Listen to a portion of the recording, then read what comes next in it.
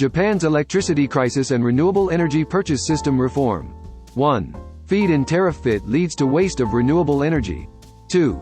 The new subsidy system FIP system promotes equalization of electricity supply. 3. There is an urgent need to ease the conditions for converting to FIP and to reform the system.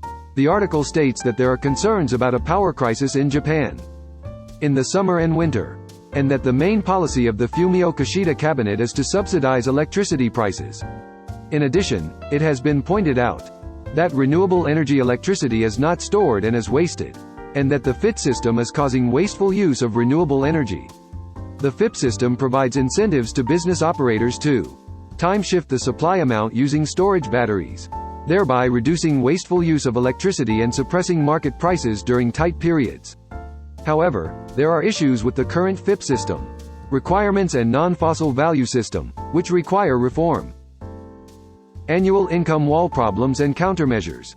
This article provides a detailed explanation of Japan's annual income wall problem. The problem is that if part-time workers earn more than a certain level, they are no longer eligible for spousal support and must pay their own premiums.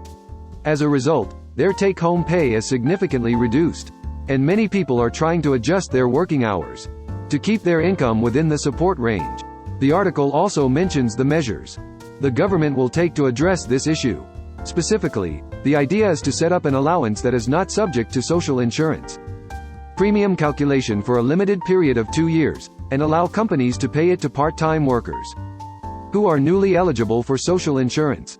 As a result, even if a part-time worker has an income of 1,060,000 yen or more, and is required to pay insurance premiums, the same amount will be covered by the allowance.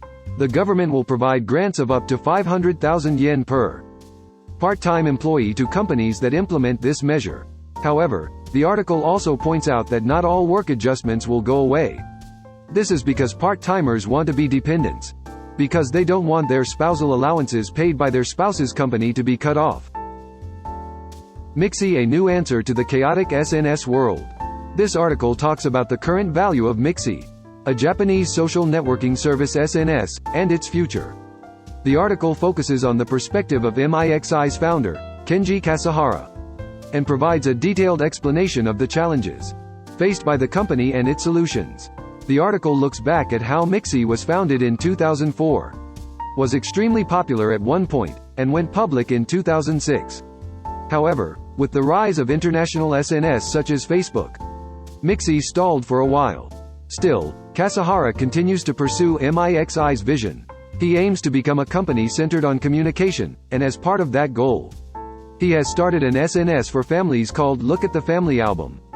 He is also developing an AI robot called Romi, which he aims to create a product that allows people to share their joy and anger.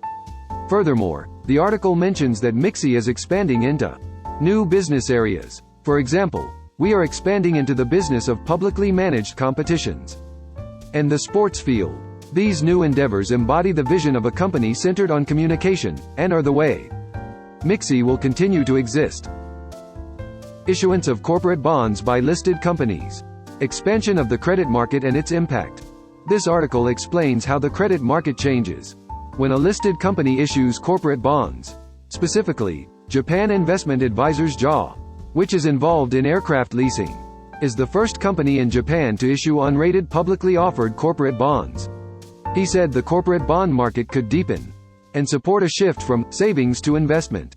The article also points out that Japanese corporate bond issuers currently make up only a small portion of listed companies, making them cluttered with highly rated issues and unattractive to individual investors looking for yield. However, as more listed companies that have not previously used the corporate bond market enter the market, it is possible that the base of the corporate bond market will expand, and the depth of Japan's corporate bond market will increase.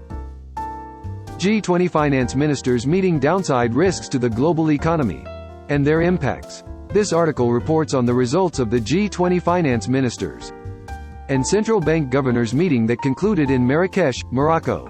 The joint statement states that the global economic risk balance continues to be tilted downward, and touches on geopolitical tensions and other issues. The article also acknowledged that the conference was not a place to discuss geopolitical issues or security. but emphasized that they shared the recognition that these issues can have a significant impact on the global economy. Specifically, it said, global food and energy security, supply chains, financial stability, inflation and growth, are being negatively impacted. Wage increase promotion tax system. Impact on small and medium-sized enterprises and its challenges. This article reports that the expansion of the wage increase promotion tax system in the 2024 tax reform has become a point of contention. This tax system reduces the amount of corporate tax paid when an employee's salary increases above a certain level, and its expansion is expected to efficiently accelerate the flow of wage increases. However, the article also points out the problem that the current tax system only benefits profitable companies among small and medium-sized enterprises, which account for more than 99% of Japanese companies. Approximately 61.9% are in the red, and as these companies are not covered by the current tax system, they say that this will not lead to a rise in wages. Furthermore, the article emphasizes the spread of human capital management, in which companies view employees as capital and consider educational expenses as investments rather than costs. It says this could improve productivity.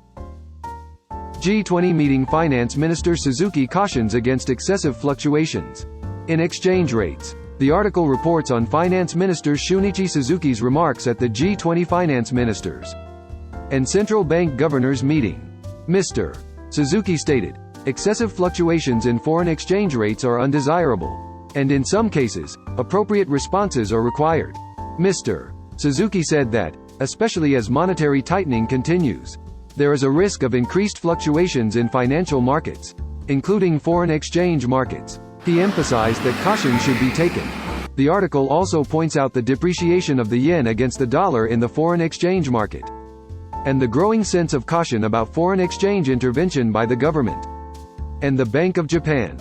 Specifically, on the 13th, it was reported that the yen temporarily weakened to the high 149 yen level to the dollar as U.S. interest rates rose. Fukui Prefecture continued operation of nuclear power plants and disposal of spent nuclear fuel. This article reports that Fukui Prefecture has approved the continued operation of 3 nuclear power plants that have been in operation for more than 40 years, including Kansai Electric Power's Takahama Nuclear Power Plant Unit 1. Kansai Electric Power is moving some of its spent nuclear fuel to France, and is also rushing to secure interim storage facilities. The article also points out that the mechanism for stably disposing of spent fuel domestically could influence the future of nuclear power policy. The article also reports that Fukui Prefecture Governor Tatsuharu Sugimoto has announced that he approves of Kansai Electric Power's export plan, and that Economy, Trade and Industry Minister Yasutashi Nishimura has emphasized that he will support efforts to move fuel out of the prefecture. G20 meeting. Joint statement against war and its impact on the Middle East situation.